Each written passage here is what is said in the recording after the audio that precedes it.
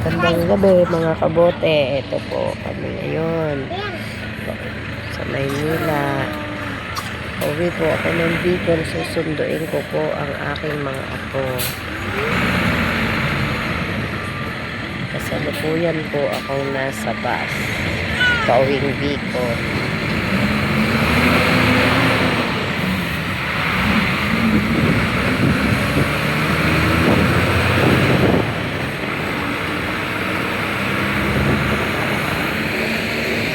Isa lang po ako